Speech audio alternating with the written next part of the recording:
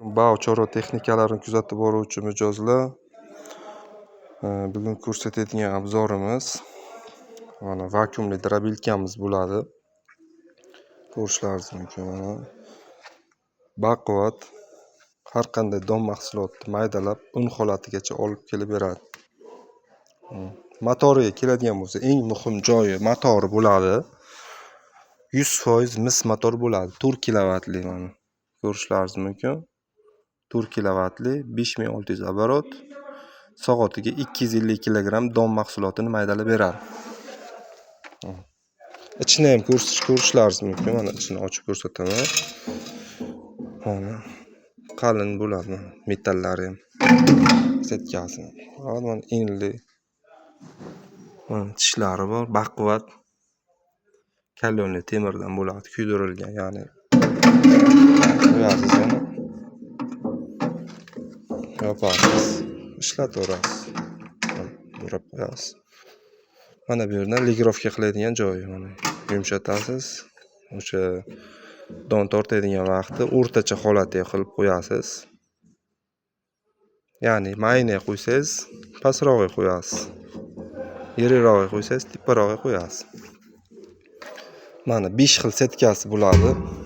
Ikkita anaqa nevidimkasi bo'ladi, qotiradigan setkasini.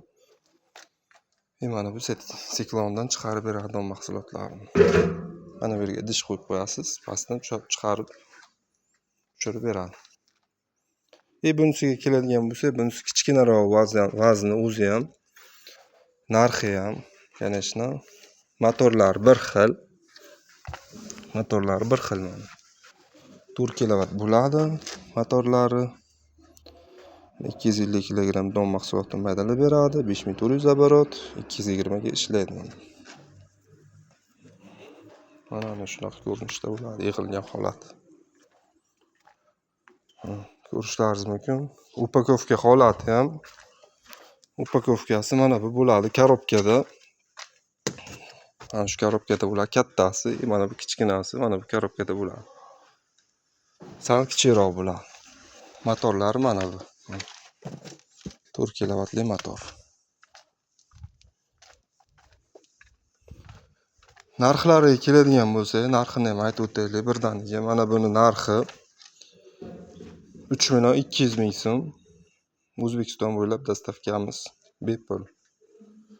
Mana bu 2.800.000 so'm bunisi. Bu ham xuddi shunday.